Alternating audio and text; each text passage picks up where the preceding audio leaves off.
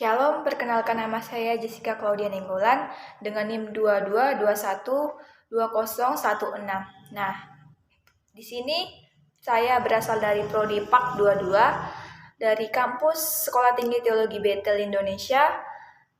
Saya di sini membuat video ini untuk memenuhi salah satu tugas dengan mata kuliah PTS dan dosen pengampu Pak Efesus Suratman MTH.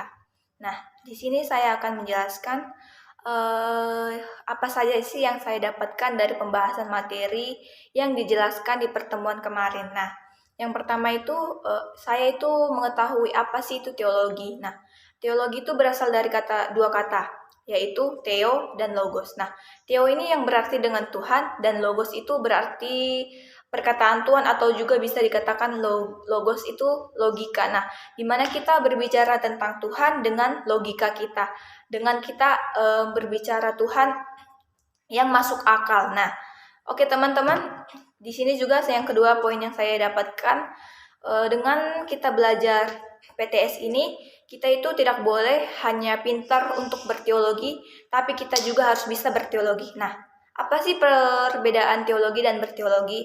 Nah, kalau teologi itu kita mengetahui ilmu-ilmu tentang ketuhanan, kita pintar secara akademis.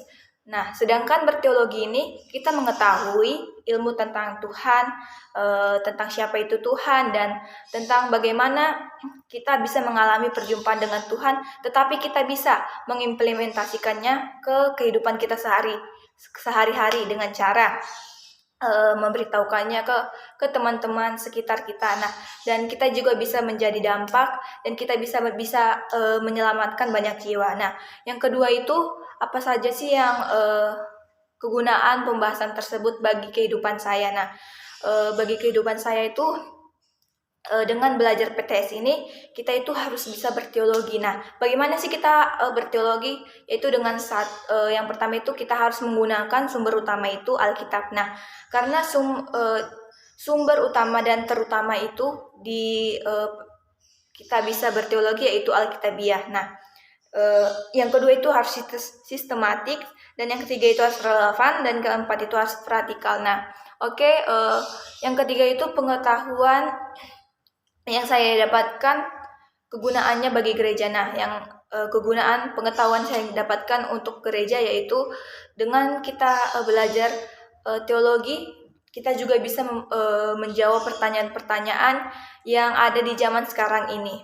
Nah, yang keempat itu bagaimana sih kita cara mengimplementasikan pengetahuan yang kita dapatkan itu di kehidupan kita sehari-hari. Nah, dengan cara kita harus terlebih dahulu mengalami perjumpaan dengan Tuhan.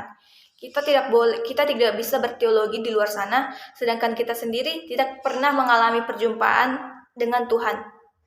Nah, karena pengetahuan dan pengalaman itu tidak dapat dipisahkan, karena itu saling berkehubungan. Oke, teman-teman, hanya sekian yang bisa saya jelaskan. Terima kasih, Tuhan Yesus memberkati.